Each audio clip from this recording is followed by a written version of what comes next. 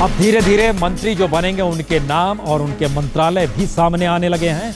लेकिन यह बता दें कि रक्षा मंत्रालय नरेंद्र मोदी अपने पास रखें। जो जानकारी निकल कर आ रही है उसमें रक्षा मंत्रालय किसी को नहीं दिया जा रहा। यह हो सकता है कोई MOS साथ में रहे, यानी राज्य मंत्री के तौर पर कोई शपथ ली जाए किसी के जरिए, लेकिन रक्षा मंत्रालय PMO के साथ जुड़ा रहेगा। सुषमा स्वराज को विदेश मंत्री बनाया जा सकता है, जो जानकारी निकल कर आ रही है। राजनाथ सिंह गृह मंत्री बनेंगे और यह भी जानकारी आ रही है कि इसको बांटा नहीं जाएगा गृह मंत्रालय को। अरुण जेटली वित्त मंत्री के तौर पर नाम सामने आ चुका है कि वित्त मंत्री अरुण जेटली बनेंगे। 24 कैबिनेट मंत्री कुल होंगे, जिसके अतिरिक्त जो है तकरीबन 45 मंत्री चूंकि शपथ लेंगे। इसमें 24 कैबिनेट मंत्री के अलावे 11 राज्य मंत्री बनाए जाएंगे। इसे जोड़ दीजिए तो 35 और 10 स्वतंत्र प्रभार के राज्य मंत्री भी बनाए जाएंगे। ये भी जानकारी आ रही है।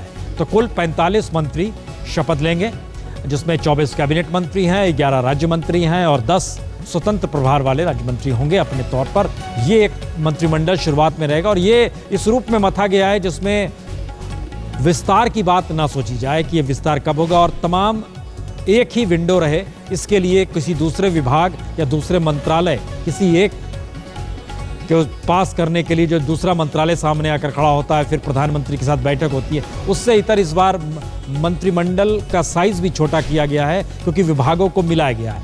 अशोक सिंघल, क्या ये जनरल VK सिंह की मौजूदगी भी थी गुजरात भवन में, तो उनके हवाले क्या हो सकता है?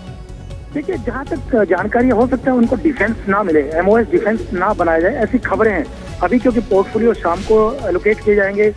नरेंद्र मोदी ने भी ये मीटिंग में बोला है, जो सुबह चाय पे बुलाया गया था तमाम संभावित मंत्रियों को, उसमें भी ये बताया गया है कि आपके पोर्टफोलियो जो है शाम को आपको बताए जाएंगे। इंट्रोडक्शन हुआ खाली, लेकिन जहां तक खबरें आ रही हैं हो सकता है VK सिंह डिफेंस से दूसरे मंत्रालय में शिफ्ट किया जा सके। ये अभी खबरें आ रही हैं, लेकिन नरेंद्र मोदी डिफेंस मंत्रालय खुद अपने पास रखेंगे, ये पुख्ता जानकारी हमको पता चली है।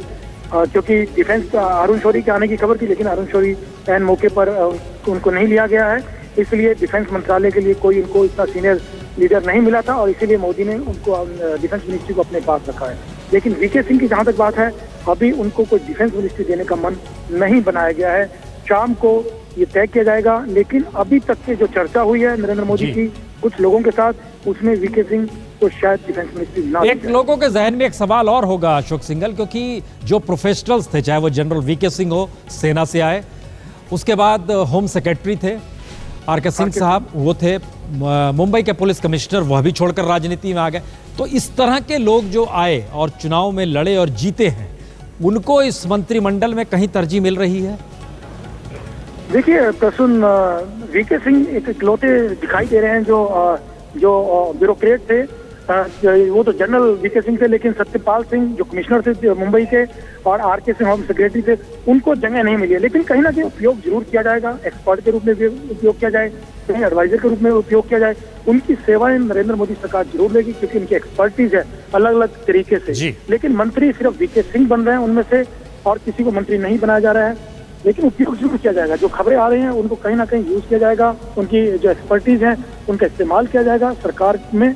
लेकिन सबसे बड़ी बात ये थी कि फाइनेंस मिनिस्ट्री को लेकर अरुण जेटली का नाम था, लेकिन अरुण शौरी बीच में आ गए थे। उस वजह से लग रहा था कि अरुण जेटली को कहीं और शिफ्ट किया जा सकता है, लेकिन अरुण शौरी का नाम आने की वजह से वित्त मंत्री अरुण जेटली को बनाया गया है।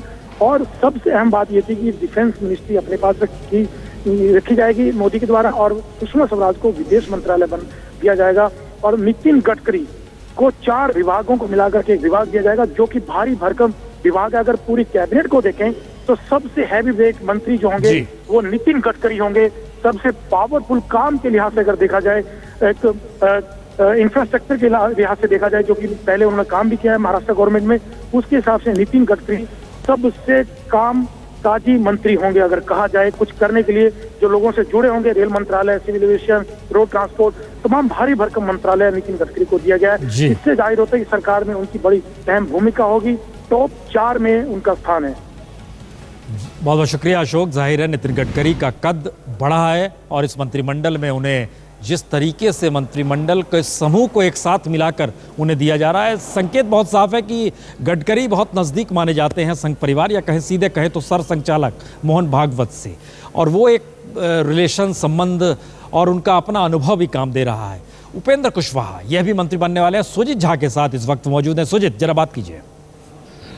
प्रधानमंत्री नरेंद्र मोदी के मंत्रिमंडल की संभावित सूची, या यूं कहें कि पक्की सूची अब जारी हो गई है, और जो संभावित मंत्री हैं या मंत्री होने वाले हैं उनसे मुलाकात भी हुई है नरेंद्र मोदी की। हमारे साथ उपेंद्र कुशवाहा हैं जो कि नरेंद्र मोदी के साथ चाय पे थे। क्या वहां जाने से क्या लगा कि सीट पक्की? देखिए, उसमें ऐसा नहीं है, वहां जाने से इतना जरूर लगा कि अब अच्छे दिन देश के लिए, बिहार के लिए आ गए हैं, और जो कुछ भी होगा अच्छा होगा। नरेंद्र मोदी जी की टीम भी बहुत ठीक ठाक होगी, ऐसा मुझको दिखा। कितने लोग आए हुए थे, मतलब जिसको बुलाया गया? तो माना जा रहा है कि वो लोग सारे लोग मंत्रिमंडल में शामिल होंगे। अब यह तो हम नहीं बता सकते कि जितने लोग आए थे सब मंत्रिमंडल के सदस्य होंगे, लेकिन मुझको लगता है कि वहाँ 30 से 40 लोग होंगे। तो वो वही, मतलब क्या बुलाने का मकसद जो क्या था? बातचीत मतलब, या हाँ, आपस में एक दूसरे से परिचय, एक दूसरे को जान लें, इस रूप में कोई बैठक जैसा नहीं था, लेकिन मिलना जुलना, गेट टुगेदर था। तो कुछ खिलाया पिलाया उन्होंने? चाय वाय पिलाई? नहीं, सुबह का समय था तो चाय सब लोगों ने पी। बिहार से और कौन कौन लोग थे वहाँ? जो लोग भी अभी थे बिहार से, उसमें श्री रामविलास पासवान जी थे, रविशंकर जी थे, राधा मोहन सिंह जी थे, बस यही थे। माना जाए कि आप कुल मिला के 4 बिहार से मंत्री बन रहे हैं। अब मानने के लिए तो आप मान सकते हैं, लेकिन अभी कुछ उस रूप में बात सीधे तौर पे मेरे सामने नहीं आई है, इसलिए मेरी ओर से कुछ भी कहना मुनासिब नहीं। तो आज हम ये जानना चाहेंगे, मतलब मंत्रिमंडल, मतलब विभाग को लेकर भी कुछ बातचीत? नहीं, विभाग को लेकर कोई बातचीत नहीं हुई। विभाग तो ऐसे भी प्रधानमंत्री जी का विशेषाधिकार होता है, किस विभाग के लायक किसको समझते हैं, कौन व्यक्ति ज़्यादा अच्छा काम कर सकता है, तो उस हिसाब से उनकी जवाबदेही होती है। अभी कोई विभाग पर चर्चा नहीं हुई। तो उपेंद्र कुशवाहा जी, आपको आज तक की तरफ से बधाई मंत्री बनने के लिए। चलिए, बहुत धन्यवाद। तो ये थे उपेंद्र कुशवाहा जो कि नरेंद्र मोदी से मिलकर आए हैं, और संभावित मंत्रिमंडल का जो स्वरूप होगा वो सामने अब दिखने लगा है। कैमरामैन दीपक कुमार के साथ सुजीत कुमार झा, दिल्ली, आज तक। वाजपेयी जी मंत्रिमंडल बना रहे थे, सब ठहाके लगाते थे, लेकिन इधर बड़े सहमे से अच्छे दिन कैसे आएंगे, किस रूप में आएंगे। जाहिर है नरेंद्र मोदी ने बुलाकर कहा है कि अब हमें किसी न किसी रूप में राष्ट्र की सेवा करनी है, और अब आप तैयारी कीजिए शाम में शपथ लेने की। बहरहाल नरेंद्र मोदी प्रधानमंत्री। अब हम आपको एक तस्वीर दिखा रहे हैं कैबिनेट का स्वरूप क्या होगा। सुषमा स्वराज विदेश मंत्रालय, राजनाथ सिंह गृह मंत्रालय, अरुण जेटली वित्त मंत्रालय। सही मायनों में देखिए तो बीजेपी के हायरार्की में और दिल्ली में मौजूद राजनीति में बीजेपी के जरिए जो सियासत साधते रहे ये 3 चेहरे, बहुत पहचाने चेहरे और कद्दावर नेता के तौर पर। अगर अडवाणी और मुरली मनोहर जोशी के दौर को, उन दोनों को इस युग से अलग कीजिए तो जाहिर है सुषमा स्वराज लोकसभा में प्रतिपक्ष की नेता हुआ करती थी, अरुण जेटली राज्यसभा में हुआ करते थे, और राजनाथ सिंह पार्टी के अध्यक्ष के तौर पर थे। ये एक हायरार्की रहेगी जिसमें किस रूप में कौन पहले शपथ लेता, वही एक हायरार्की मान ली जाती है। और माना यह जा रहा है कि नरेंद्र मोदी के बाद शपथ लेने वालों में पहला नाम राजनाथ सिंह का हो सकता है, उसके बाद नितिन गडकरी का, और उसके बाद नितिन गडकरी का जिक्र इसमें नहीं है। नितिन गडकरी के पास जो समूह है वो बहुत महत्वपूर्ण माना जा रहा है, जिसके जरिए पूरे इंफ्रास्ट्रक्चर को सहेजना संवारना है। एक नाम है संतोष गंगवार का भी। हम सीधे रीमा के पास पहले चल रहे हैं, जानकारी आ रही है रीमा के साथ वो मौजूद है। रीमा, जरा बात कीजिए। शपथ ग्रहण जरूर शाम को होगा, लेकिन बधाई देने के लिए अब उन मंत्रियों के घर पर भीड़ लग गई है। मिठाई खाने और खिलाने की जो परंपरा है वो शुरू हो गई है। इस वक्त हम बैठे हैं संतोष गंगवार साहब के साथ, जो कि बरेली से सांसद चुने गए हैं और अटल बिहारी वाजपेयी की सरकार में भी मंत्री थे, और खुशखबरी इनके पास तक पहुंच चुकी है क्योंकि ये नरेंद्र मोदी की सरकार में भी मंत्री होंगे। संतोष जी, खुशखबरी आपके पास तक पहुंच गई है? मैं मानता हूं कि ये खुशखबरी कम जिम्मेदारी ज्यादा है, और इस बार देश की जनता ने जो नरेंद्र मोदी जी को प्रधानमंत्री बनाया है वो कुछ करने के लिए बनाया है। उनका कहने का आशय भी था कि वो घर छोड़कर चले, कम से कम पूरे दिन में 18 घंटे काम करे, वो हमारे साथ रहे और चले, और हम इस जिम्मेदारी को समझते हैं, महसूस करते हैं।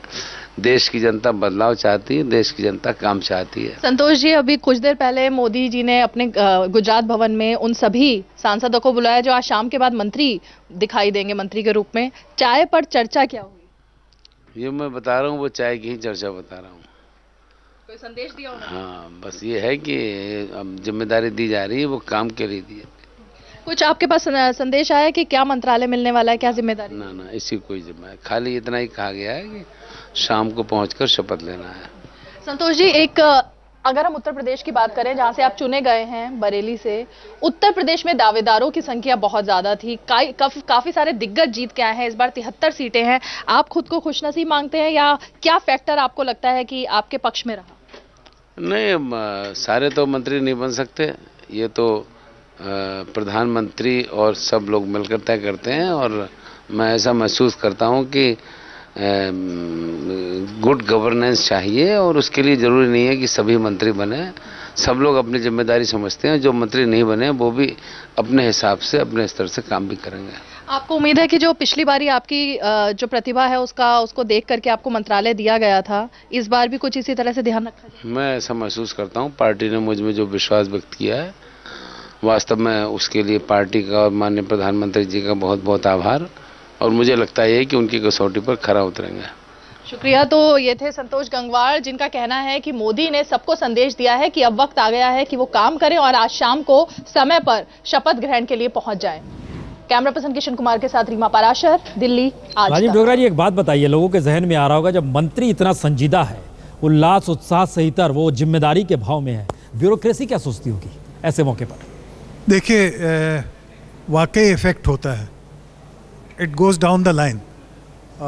अगर मंत्री संजीदा ना हो, जैसे पिछले कैबिनेट में हुआ था, तो वो group of ministers he form होते रहते हैं। 200 ग्रुप ऑफ मिनिस्टर्स फॉर्म हो गए, काम कुछ नहीं हुआ। तो जैसे एम्बेसडर पार्थसारथी ने अभी बताया कि कुछ रिपोर्ट्स भी दी गई थी जो शायद अलमारियों में बंद रही। तो अगर मंत्री संजीदा नहीं है, जैसे वो कहते हैं ना, when the cat is away rats will play, तो बाकी सब दफ्तर भी जो है वो आराम से सोता रहेगा। अगर मंत्री काम करता है तो सभी काम करेंगे। क्या रिफ्लेक्शन देख पा रहे हैं आप पार्था? अच्छी बात है कि जिन्होंने भी शपथ लिया है बहुत कम बोले। तमाम मुख्यमंत्री शपथ ग्रहण में मौजूद रहेंगे। हाँ, अपनी बात आप पूरी करें। जी, बहुत कम बोले हैं। अभी तक उन्हें मालूम भी नहीं कि कौन सी जिम्मेवारी दी जा रही है उनको। तो ये स्पष्ट है कि एक ये अनुशासित मंत्रिमंडल होगा। देखिए, अगर विभिन्न मंत्री अपने अपने इस दिशा में जाएं तो बात बनती नहीं है, और पिछले सरकार में यही हाल रहा था, अनुशासन था ही नहीं। अनुशासन की ज़रूरत है राजनीति में भी। मोदी 24 आवर पॉलिटिक्स में घुसे रहते हैं, इसलिए वो 18 घंटे का जिक्र जो है ये कहा जाता है। नेहरू के बारे में भी कहा जाता था कि 4 घंटे सोते थे, 18 घंटे काम ही करते थे। हाँ, देखिए, ज़्यादातर प्रधानमंत्री काफ़ी वक्त देते थे अपने ही कार्यालय में। देखा, किसी मंत्री के चेहरे पर खुशी नहीं थी, एक जिम्मेदारी का भाव था और एक था कि काम करना है, शायद इस भाव में थे वो सभी। हाँ, यही लग रहा था हमें। जैसे कह रहे, बहुत कम बोले, जिम्मेवारी के बारे में सोच रहे थे कि अपनी जिम्मेवारी कैसे निभाएंगे। ओके, हम एक और मंत्री राधा मोहन सिंह, चलिए देखिए उनका क्या कहना है, वो हम आपको सुनाते हैं।